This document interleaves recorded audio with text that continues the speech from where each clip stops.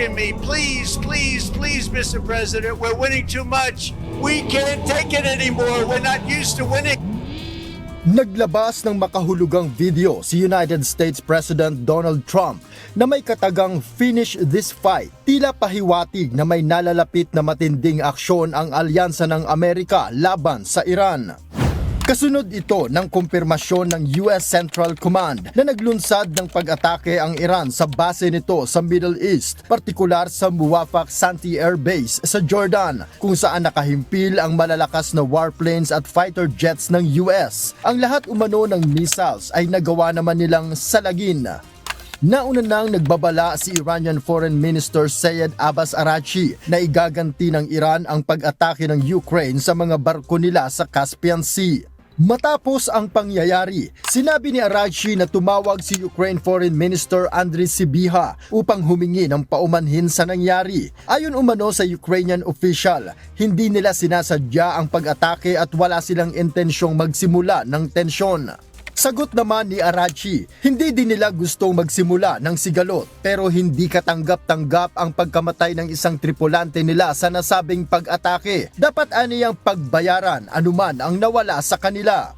Ayon sa Ukraine Foreign Minister, ang tanging layunin lamang nila ay ipagtanggol ang kanilang bansa pero wala sa intensyon ang atakihin ang mga barkong sibilyan.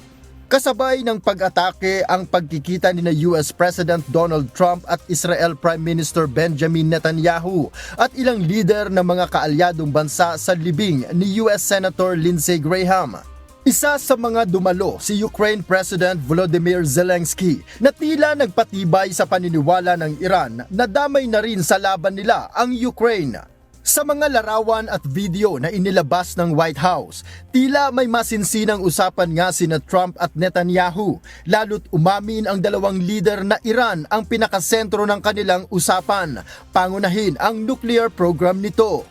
Kasabay nito ang ulat na inilahad ng tagapagsalita ng Islamic Revolutionary Guard Corps o IRGC ang natanggap nilang credible intel report kaugnay ng planong pag-atake sa Peacocks Mountain, ang pinakamalaking arsenal ng Iran at kung saan umano nakaimbak ang uranium deposits na hinihinalang na pagyamanan ng Iran upang makagawa ng nuclear weapon.